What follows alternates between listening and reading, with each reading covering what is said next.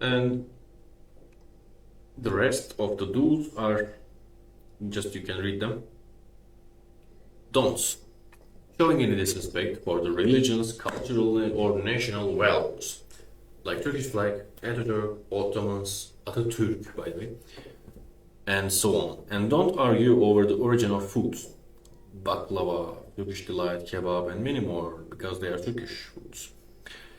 Showing off unorthodox sexual preference or identification, and acting or talking femininely as a man can be frowned upon,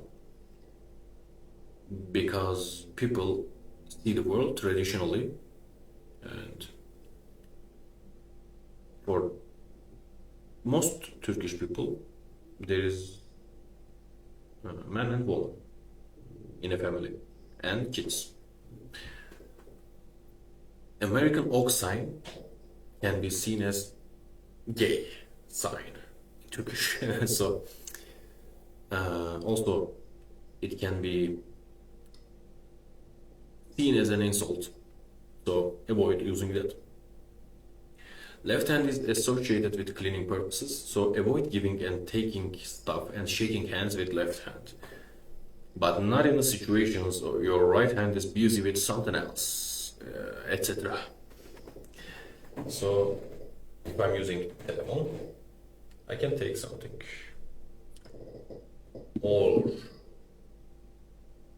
if there is no place to, if I'm stuck, I can take it and do like that. That's it. To the next person. Double it and pass it to the next person. Yep. And wearing inappropriate clothes. So you will get the hang of it in time. Observe other people. You can wear normal stuff. Just and be careful about ghettos. In ghettos, you shouldn't wear too inappropriately. But if you are in a seaside where people are almost naked, you can, of course.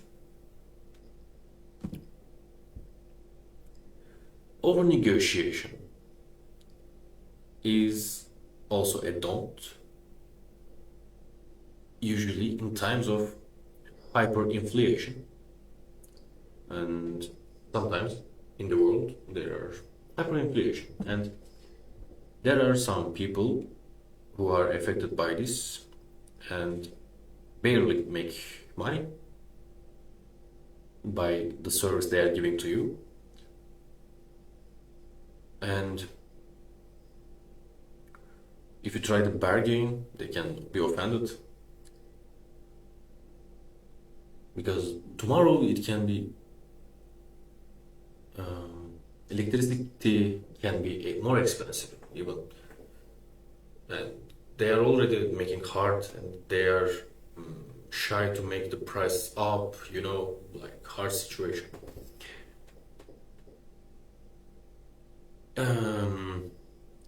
But bargaining is a sport, of course. Some people will try to sell you something double price, triple price, maybe. It's possible.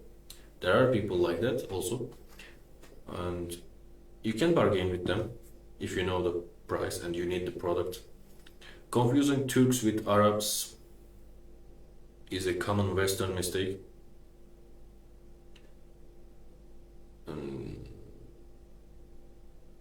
Turks have a wide, deep national history of empires and languages, even an alphabet of their own. And Turks came from the steppes of Asia to many areas of the world, and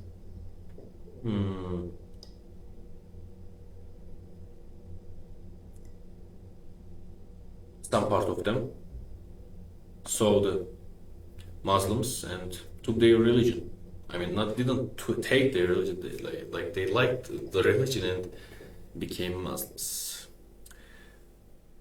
and even used the Arabic language for a while. But then it got lifted, like now we are not using that language, that alphabet, Arabic, because it actually is impractical for Turkish talks. Like to write some Turkish sentence in Arabic is hard usually because it doesn't fit.